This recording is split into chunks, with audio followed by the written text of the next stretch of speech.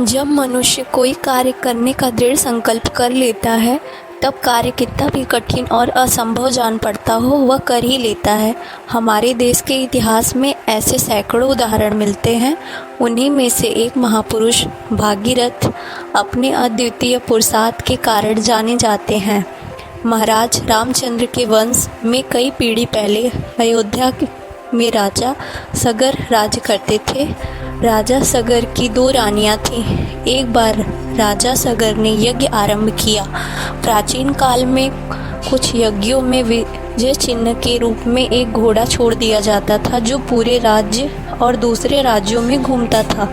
जो इसे घोड़े को पकड़ता था वह उस राजा का विरोधी माना जाता था और उसे युद्ध करने पड़ता था। राजा सगर के घोड़े को इंद्र ने पकड़ लिया।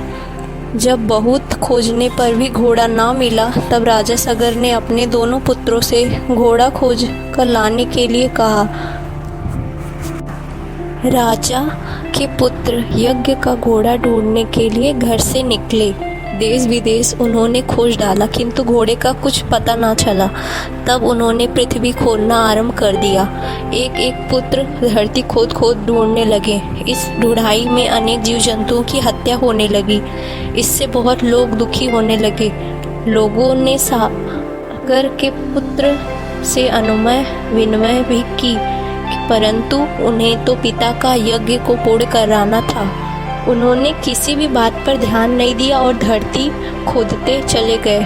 अंत में एक स्थान पर पहुँचे जहाँ मुनि कपिल बैठे हुए थे और वहीं उनके निकट घोड़ा बंधा हुआ था कि घोड़े इंद्र को छिपाकर वहाँ बांध दिया था। राजा ने पुत्रों ने समझा कि उनके पिता का यज्ञ में विघ्न डालने वाला यही है। क्रोध में बोले, तू ही हमारे पिता के यज्ञ में घोड़े को चुरा के लेकर आया है। देख, सगर के पुत्र तुझे खोजते खोजते आ गए। मुनि कपिल को बहुत क्रोध आया और उन्होंने इन पुत्रों को वहीं भस्म कर दिया। राजा सगर ने बड़ी प्रतीक्षा के बाद भी जब देखा कि मेरे पुत्र नहीं लौटे, तब उन्होंने एक अन्य पुत्र को भेजा। इनका यह पुत्र बहुत परिश्रम से वहां पहुंचा। उन्हें सारी घटना का पता चला। वे घोड़ा ले आए। यज्ञ समाप्त हो गया। भस्म हुए पुरखे को तारने के लिए गंगा की आवश्यकता थी। गंगा को लाए कौन? सगर के पश्चात उनके वंश में अनेक लोगों ने बड़ी तपस्या की, किंतु कोई गंगा की धारा लाने में समर्थ नहीं हुआ। अंत में सगर के पौत्र भगीरथी ने प्रतिज्ञा की कि मैं गंगा को धारा को बहाकर लाऊंगा। भगीरथी विख्यात महाराज दिलीप के पुत्र थे। उन्हें अपने पितामह की कथा सुनकर बड़ा दुख हुआ। उन्होंने इस बात का दुख था कि मेरे पितामह यह कार्य न कर सके। उनकी कोई संतान न थी और वह सारा राजकाज मंत्रियों को सौंपकर तप करने चले गए। उन्होंने अपने लाभ के अलावा अथवा अपने हित के लिए तप नहीं किया। उनकी एकमात्र यही अभिलाषा थी कि गंगा की धारा लाने कर अपने पितामह की राख अर्पित कर दूं। बहुत तपस्या करने के पश्चात वह गंगा की धारा लाने में सफल हुए। इसीलिए गंगा को भागीरथी भी कहते हैं। यह प्रश्न हो सकता है कि भगीरथी गंगा को किस प्रकार लाए। ऐसा जान पड़ता है कि गंगा की धारा पहले पहाड़ों के बीच होकर बहती थी। अपने राज्य के लिए तथा देश के लिए भगीरथी उसकी धारा वहां से निकाल कर मैदानी भागों में लेकर आए।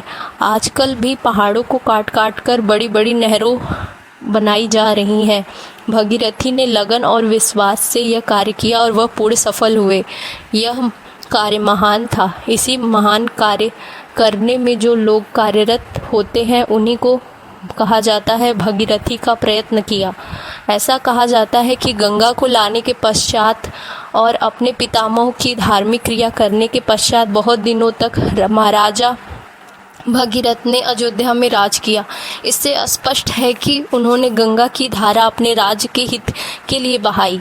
महर्षि वाल्मीकि ने अपनी रामायण में इस घटना का बहुत ही रमणीय वर्णन किया है। आगे आगे भगीरथी का रथ चलता आ रहा है और पीछे पीछे गंगा की धारा वेग से बहती चली आ रही है।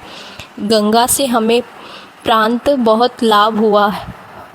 धन्य धान्य से कितना लाभ पहुंचता है उसका वर्णन कहाँ तक किया जाए। इसकी महत्ता से पोथियाँ भरी पड़ी हैं। जिस महापुरुष ने ऐसी सारिता का दान हमें दिया हो, हम उनके कृतज्ञ क्यों ना हो।